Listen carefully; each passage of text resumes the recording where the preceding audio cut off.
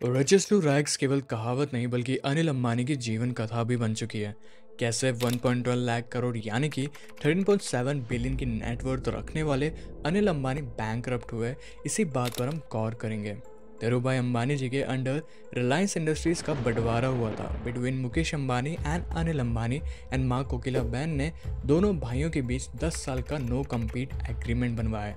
इस एग्रीमेंट के चलते बड़े भाई मुकेश अंबानी को मिली ओल्ड इकोनॉमिक कंपनीज जैसे कि petroleum and new economics companies आई अनिल अंबानी के अंडर में, यानी कि ये ऐसी कंपनीज जिनमें ग्रोथ पॉसिबिलिटी बहुत ज़्यादा हो, फॉर एग्जांपल टेलीकम्युनिकेशन। और इसी पॉइंट से शुरुआत हुई अनिल अंबानी और उनके स्पेक्टेकुलर लाइफ की कहानी की। अनिल अंबानी के सक्सेस स्टोरी एंड डाउनफॉल के बारे में जानने से पहले हम ये जानते हैं कि अनिल अंबानी और मुकेश अंबानी के बीच ये स्प्लिट क्यों हुआ। तो पिता धीरूभाई अंबानी के गुजर जाने के बाद रिलायंस ग्रुप का डाउनफॉल शुरू ही हो गया था, क्योंकि जहां पहले मुकेश अंबानी और अनिल अंबानी साथ में कॉरपोरेट वर्ल्ड संभाला करते थे, वहीं पिता के जाने के बाद दोनों भाई खुद में ही डिसीजन ले लिया करते थे। मुकेश अंबानी अनिल अंबानी से कंसल्ट करना जरूरी नहीं समझते थे और अनिल अंबानी मुकेश अंबानी से। एट फर्स्ट तो ये एक छोटी सी प्रॉब्लम ही नज़र आई, बट टूवर्ड्स द एंड इसे कॉन्सिक्वेंसेस ज़्यादा खराब होने लगे। तो अब बढ़ते हैं अनिल अंबानी की सक्सेस स्टोरी की तरफ। अगर हम अनिल अंबानी के जीवन में पीछे जाकर देखें तो उनकी कहानी की शुरुआत होती है 1983 में, जब वो को सीईओ बनते हैं रिलायंस इंडस्ट्री के।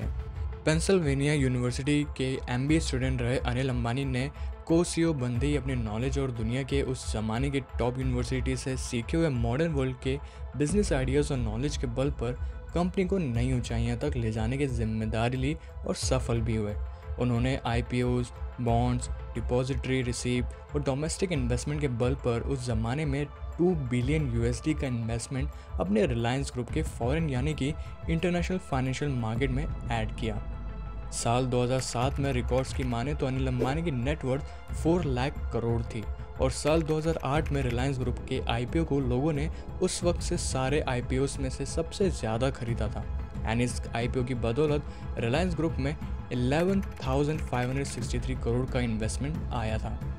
साल 2008 में अनिल अंबानी की कंपनी रिलायंस इंफ्रास्ट्रक्चर को मुंबई के फर्स्ट मेट्रो लाइन का कॉन्ट्रैक्ट मिला, जिससे उन्हें और उनकी कंपनी को काफ़ी फ़ायदा हुआ। और इन्हीं सब को देखते हुए तो ऐसा लगने लगा था जैसे कि उनकी इस सक्सेसफुल लाइफ को अब कोई नहीं रोक सकता।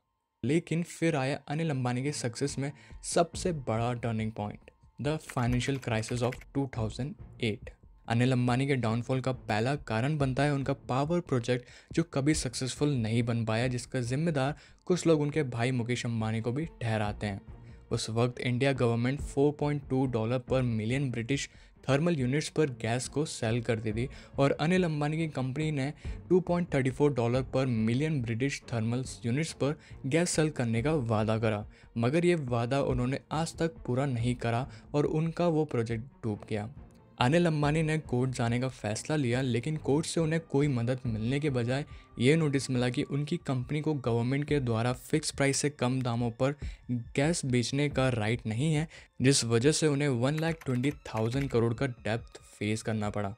दूसरा सबसे बड़ा रीज़न उनका डाउनफॉल का रिलायंस कम्युनिकेशन के फेल होने का बताया जाता है। साल 2002 में रिलायंस कम्युनिकेशंस ने CDMA टेक्नोलॉजी का यूज़ करने का फैसला लिया, जिस टेक्नोलॉजी से आप 2G या 3G सिग्नल्स अपने कंज्यूमर्स को प्रोवाइड कर सकते हैं।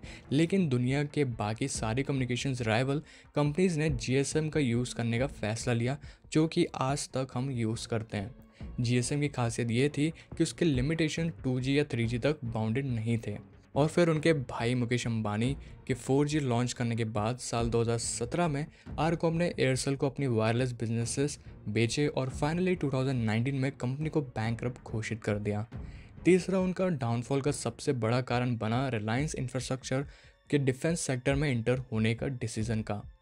रिलायंस इंफ्रास्ट्रक्चर ने साल 2015 में पिपावाव डिफेंस और ऑफशोर इंजीनियरिंग को 2082 करोड़ में एक्वायर किया, लेकिन उसके बाद उन्हें पता चला कि कंपनी ऑलरेडी 7,000 करोड़ के डेप्थ में है और उसके अगेंस्ट आने वाले टाइम में लीगल एक्शंस लिए गए डेप्थ ना पे करने के क्राइम में।